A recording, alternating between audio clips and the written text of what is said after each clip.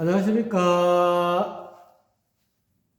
삼조 성찬대사의 신신명을 찾아주신 시청자 여러분, 대단히 감사합니다. 네, 오늘은 신신명 6번째의 시간을 갖도록 하겠습니다. 본문을 보겠습니다. 전공전변은 이렇게 되어 있죠. 계유망견이라 불용구진이요 유수식견하라 이렇게 나와 있습니다. 이거를 간단하게 직역을 해보면요, 텅 비었다는 견해만 치우쳐서 자만심으로 변하는 것은 다 허망한 견해에 빠져있기 때문이다 이 말이죠. 참된 면목을 얻으려 애써 노력하지 말고 다만 모름지기 진과 망을 분별하는 허망한 이 생각만 실진이라 하는 그런 해석이 되겠습니다. 좀 더 상세하게 한번 이 구절을 살펴보면요, 전공이 전변한다는 것은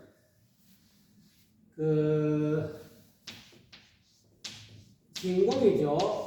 텅 비었다는 오온이 텅 비었다는 이 견해만 치착한다는 거죠. 그러면 오온이 텅 비었다는 이 견해만 치착하게 되면 이거 이외에는 받아들이지 않는다는 거예요. 오온 개공, 그러니까 오온이 내 물질과 내 몸이라는 물질과 그 다음에 내 감정과 생각과 그리고 내 의지와 내 인식 판단이 텅 비어서 실체가 없다, 씨알이 없다, 즉 무하다. 공이라는 것은 무하라는 뜻이겠죠. 실체적 존재가 없다, 이 무하에만 시착해가지고 내가 없다라는 이것만 오로지 진실이다, 내가 있다, 참나를 이야기하는 것은 전부 다 가짜다, 오로지 참나가 없고 오로지 무아다, 실체가 없다, 무아라야 진실한 부처님의 교리지, 참나를 이야기하는 것은 전부 다 부처님의 교리가 아니다라고 이렇게 시착하는 것은 나중에 전변하게 된다는 거죠. 굶어서 변하게 된다. 여기에 집착하는 사람들은 굶어서 어떤 사람이 되냐면 정상만 비구가 된다는 거예요. 자만심이 가득한 비구가 된다. 교만한 비구가 된다는 거죠. 교만한 견해에 빠지게 된다. 교만한 견해 쪽으로 변하게 된다는 거예요. 한쪽으로 치우친 견해다는 거죠. 성찬 대사님이 보시기에 이 무아에만 오온이 공에서 실체가 없기 때문에 나가 없다라는 견해만 푹 빠져있는 그런 어떤 것은 변하게 된다는 거예요. 어디에? 정상만 비구로 변하게 된다. 즉 자만에 빠진 그런 어떤 어떻게 보면은 지혜 정도가 된다는 거죠. 너무 글자 작고에만 집착해가지고 경전의 글자 작고에만 집착해가지고 거기에 빠져서 그것만 가지고 어느 문자로 가지고 이 부처님의 법을 논하는 것은 결국은 자만심을 빠지게 돼서 결국은 제대로 부처님의 어떤 가르침의 어떤 실상을 제대로 알 수 없게 되는데, 그것은 계유망견이다. 그런 모든 견해에 빠지는 것은 험한 견해다는 거예요.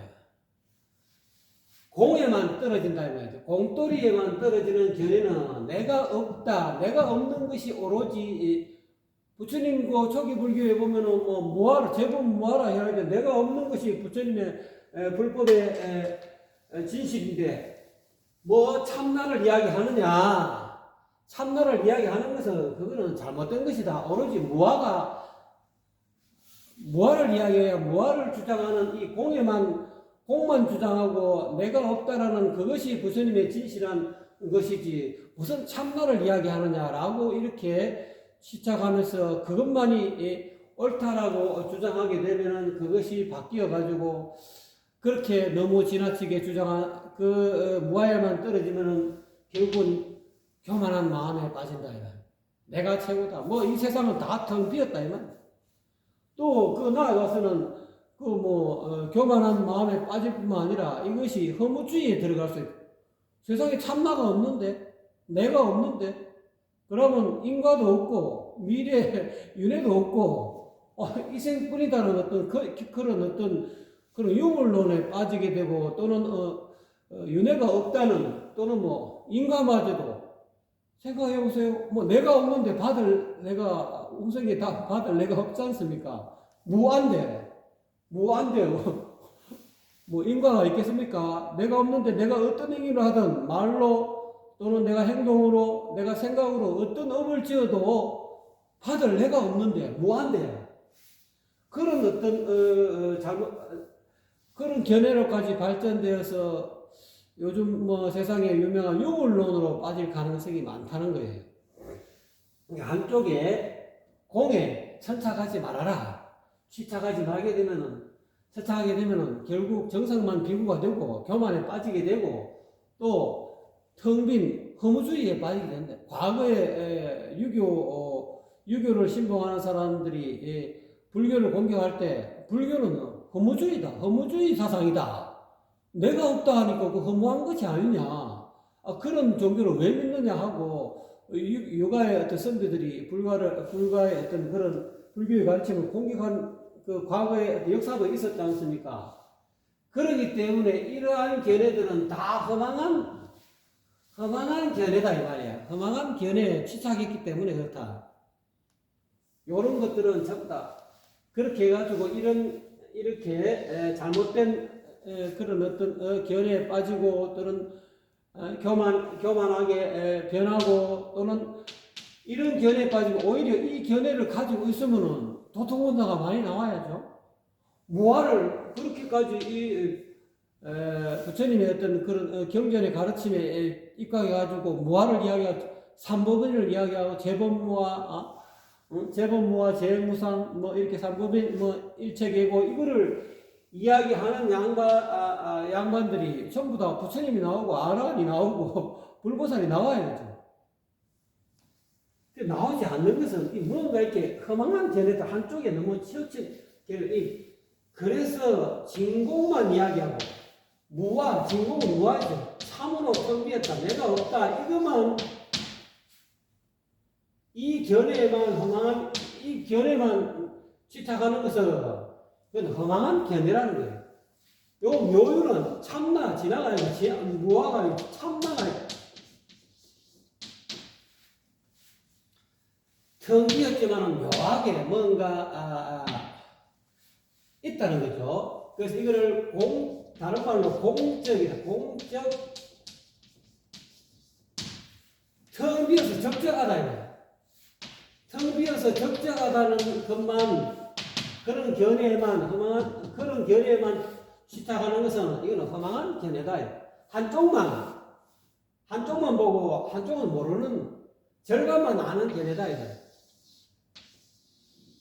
예성기신에서 이야기하고 있는 이 생멸문만 생멸하기 때문에 사가 없다는 것, 색수사 형식은 나타났다 생멸했다 사라지는 허망한 것이기 때문에 이 생멸문 입장에서만 보는 견해다는 거예요.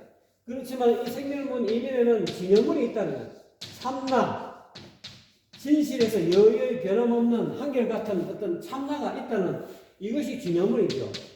그래서 대성기신론에서도 일신이문 3대를 이야기하고 있지 않습니까? 한 마음을 종합적으로 깨달아야 돼. 한 마음의 절반인 생멸문만 텅 비어 있다. 무아라는 이런 어떤 공에만, 진공에만 취착하게 되면은 이것은 망견이 된다는 거예요. 진공 이외에, 텅 비은 이외에 뭔가 알아차리는 참나가 있다는 거예요. 순수한 알아차림이 존재하고 있다는 거예요. 진여 자성이 있다는 거예요.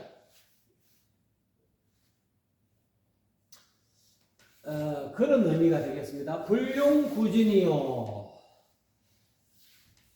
참된 면목을 얻으려 애써 노력하지 말아라. 유수식견이라 다만 모름지기 진망을 분별하는 허망한 생각만 쉬어라 이 말이죠. 여기서 이야기하는 이 진을 구한다는 것은 참되다는 것은 진실, 진리 또는 부처, 뭐 진여, 불성 이런 부처를 구하는데 밖에서 구하려고 하지 마라. 애써 바깥에서 부처를 참된 진리를 구하려고 하지 마라. 고통을 여의는 어떤 부처님의 진리를 밖에서 구하려고 애써 노력하지 말라는 거예요. 구하려는 너 자신이 곧 부처라는 거예요. 그래서 어떤 대화에도 보면은 부처가 어디에 있습니까? 그러니까 이제 이름을 부르잖아요. 아무개야? 예? 거기 있네. 이렇게 이야기하는 것은 이 부처라는 것은 진리라는 것은 멀리 있는 것이 아니다. 늘 묻는 그놈이 바로 부처라는 거예요. 그게 진실이라는 거예요. 그런 것을 진짜로 구하려는 그 자체 그거는 참된 면목 또는 진리 또는 부처를 구하려는 그거는 생각이다. 생각을 내려놔야 되는데 그 생각을 쫓아가면은 진을 얻을 수 없다는 그런 의미이기도 하죠. 그래서 그러기 때문에 생각으로 분별로 이 참된 것을 얻으려고 하지 말고 다만 모름지기 그 분별하려는 그 어떤 마음, 식견 그거를 멈춰라 해라, 쉬라 해라. 쉬게 되면은 망견을 내려놓으면은 그게 바로 내려놓는 그 즉시 여여한 부처라는 거. 있는 그대로가 부처라는 것을 지금 있는 그대로 너의 모습이 바로 부처라는 것을 깨닫게 해주는 그런 말씀이죠. 부처는 멀리 있는 것이 아니다. 너 마음이 곧 부처다. 뭐 이런 의미가 되겠습니다. 두 번째 보겠습니다. 이견부주하야 신막 추구하라 이렇게 하죠. 제유시비하면 분연실신이니라. 두 가지의 상대적 견해에는 머물지 말고 이 말이죠. 이 견해는 머물지 말고 절대로 깨달음을 대상으로 추구하지 말라. 이런 이견을 추구하지 말아라. 잠시라도, 여기 잠시라는 뜻은 잠시라도 양면의 생각에 치우쳐 옳고 그름에 빠져 있으면 번뇌망상이 어지러이 일어나 실심, 본래 마음을 잃게 된다는 그런 뜻이 되겠습니다. 여기서 이기는 두 가지의 견해는 어떤 견해가 되겠습니까? 쉽게 말하자면 좀 형이상학적인 그런 견해가 될 수도 있고 여러 가지 서로 상대적인 그런 견해인데요. 세상이 비유하자면 세상이 항상하냐 영원하냐 안 그러면 세상이 앞으로 전부 다 무상하냐 세상이 끝이 있습니까? 끝이 없습니까? 끝이 없다는 것은 항상하다는 뜻이겠죠. 세상에 끝이 있다는 것은 언젠가는 사라진다는, 끊어진다는 그런 뜻이겠죠. 이 두 가지 견해 중 어디에도 머무르지 말아라. 이거는 희론이다. 이건 철학적인, 사변적인, 극복할 수, 고통에서 벗어날 수 없는 그런 어떤, 논리 구조 속에 빠지지 말라는 뜻이 생각의 논리에 빠지지 말라는 뜻이죠. 그래서 서가모니 부처님 당시에도 만동자라는 사람이 부처님을 찾아와서 세존이시여 제가 궁금한 것이 한 10가지가 있는데 이것에 대해서 답변을 해주시면 제가 당신의 제자가 되겠습니다 하고 이제 물은 것이 이 세상은 끝이 있습니까? 끝이 없습니까? 끝이 있기도 하고 없기도 합니까? 사람의 육체와 영혼은 하나입니까? 둘입니까? 뭐 둘이기도 하고 하나이기도 합니까? 뭐 이런 식으로 물었다 이 말. 물으니까 부처님께서 대답을 안 해요. 침묵을 하셔요. 나중에 그 만동자한테 침묵하는 이유를 설명하지 않습니까? 만동자야, 네 생각이 어떠냐? 네가 만약에 지금 독이 묻은 화살을 네가 맞았다고 하자. 그러면 그때 너는 어떻게 해야 되겠느냐? 얼른 그 독화살을 빼고 그 독화살에 맞은 부위를 소독하고 치료하고 독이 몸이 더 이상 퍼져나가지 않도록 약을 먹고 치료해야 되겠습니다. 그런데 네가 그렇게 하지 않고 이 독화살은 누가 샀지? 어디서 날아왔지? 또 이 화살은 재질이 뭐로 됐지? 화살 촉은 뭐로 만들었고 이 화살대는 뭐로 만들었지? 하고 따지고 궁리하게 되면은 너는 어떻게 되겠느냐 하니까 그러면은 저는 그 독에 중독이 되어 그 자리에서 얼마 못 가서 죽겠습니다. 그와 마찬가지다. 네가 지금 내한테 질문하는 것은 그와 같다는 거예요. 그와 같아서 전혀 인생 살아가는 데서 이 괴로움을 해결할 수 없는 그런 어떤 문제를 가지고 내한테 질문한 것이다. 그래서 내가 침묵을 한 것이다. 이렇게 이야기하는 거죠. 그래서 여기 똑같은 의미로 이 삼조 성찬 대사도 이 두 가지 견해에 머물지 말아라. 또 안 그러면 서가보니 부처님 당시에 이 괴로움을 벗어나기 위해서, 해탈하기 위해서 고행주의, 고행주의를 또 부처님은 이 몸을 괴롭혀가지고 이렇게 해탈한다는 그런 어떤 수행 단체에 찾아가가지고 서가모니 부처님도 고행을 했지 않습니까? 벽곡도 하고 곡식도 피해보고 또 그래서 보통 이렇게 육령 고행상을 보면 몸이 뼈다구 같이 뼈다구만 남아있지 않습니까? 또 나체로 또 걸어보고 또는 뭐 가시밭길도 걸어보고 또는 뭐 맨발로 돌길도 걸어보고 이와 같이 육체를 괴로움에 괴롭혀가지고 그런 업장을 소멸시키고 또 해탈한다 하는 그런 어떤 고행주의의 어떤 수행 방식을 한번 취해 보았죠. 그러니까 그 당시에도 이런 고행주의가 있는 반면에 그거 말고 이 세상은 그냥 우연하게 우리가 태어났고 우연하게 저거 했기 때문에 죽음은 없어. 아무것도 없어. 뭐 미래도 없고 내생도 없고 뭐 극락 뭐 지옥 이런 것도 없어. 그냥 이생뿐이야. 죽음은 그뿐이고 이생뿐이니까 우리가 마음대로 육체적 쾌락을 즐기면서 살아있을 동안 마음껏 먹고 즐기자. 쾌락을 즐기자 하는 것이 쾌락주의입니다. 그래서 이 두 가지 이 견해에 어디에도 빠지면 안 된다라고 지금 이야기하고 고행주의에 빠져도 이것이 해탈할 수 없고 쾌락주의에 빠져도 견해를 취해가지고 그 견해에 입각해서 수행해도 열반에 들어갈 수가 없습니다. 해탈할 수가 없습니다.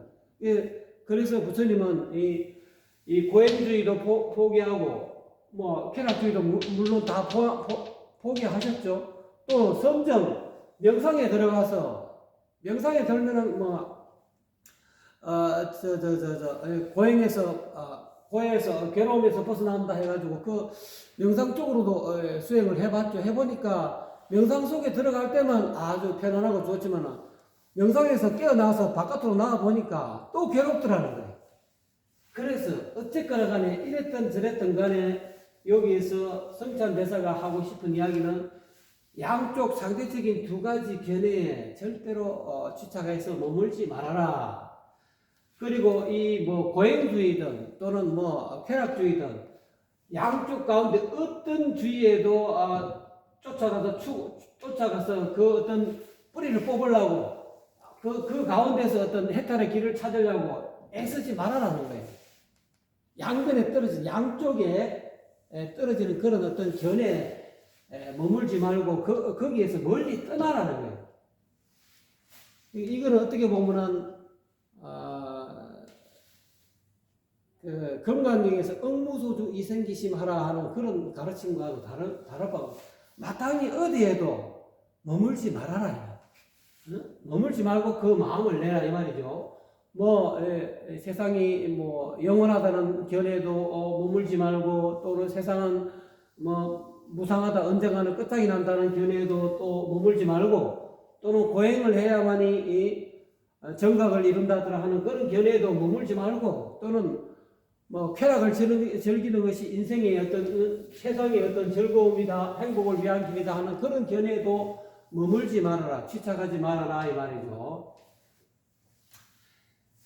제유시비하며 이게 뭐냐면은 잠시라도, 여기에서는 제자는 잠시, 잠깐, 보통 겨우 제자 그런 뜻으로 쓰이는데, 여기서는 조금 또는 잠시, 잠깐 동안이라도 이 양변의 생각에 치우쳐, 이견의 생각에 치우쳐 옳고 그름에 빠져 있으면 이 말이죠. 고락주의가 고행주의가 옳다 하는 거기에 또 빠져 있다든지, 고행주의가 옳다 아니야, 쾌락주의가 옳아, 이렇게 서로 시비하고 따져들고 이렇게 빠져 있으면 분연실심이다 이 말이죠. 분연이라는 것은 어지러이 일어난다는 거예요. 어지럽다는 뜻이죠. 막 뒤섞여서 어지러운 그런 모양을 분연하다 이렇게 할 수 있습니다. 그러니까 번뇌망상이 어지러이 일어나서 본래 마음을, 실심, 본래 마음을 잃게 된다. 본래 마음이 사라져버려요. 본래 마음을 잃는다 해서 본심이 이 구름에 비유하자면은 태양이 구름에 가리면은 태양이 사라지는 거가 같은 그런 의미죠. 그렇다고 본심이 전혀 없어지는 것은 아니죠. 이게 본래 마음을 잃어버리면 중생심이 된다는 거죠. 중생심이 되면은 업을 짓게 되고, 또는 그 업으로 인해서 업보를 받게 되고, 그로 인해서 고통에 빠지게 되고, 육대 윤회속에 빠져서 못 헤어난다는 거예요. 그런 의미가 된다고 하겠습니다. 그래서 이 신신명 성찬 조사의 이 6번째 시간의 핵심은 이런 한 구절로, 관자재보살이라는 이 한 구절로 대변할 수 있겠습니다. 자기의 스스로 자자, 스스로 존재하는 저절로 있는 보살, 이 자재보살을 다른 말로 주인공이라고 합니다.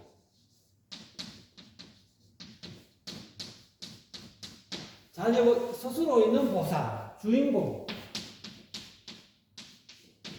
요거를 다른 말로 하면 불성 또는 열애장, 참나 이렇게 이야기하죠. 진화,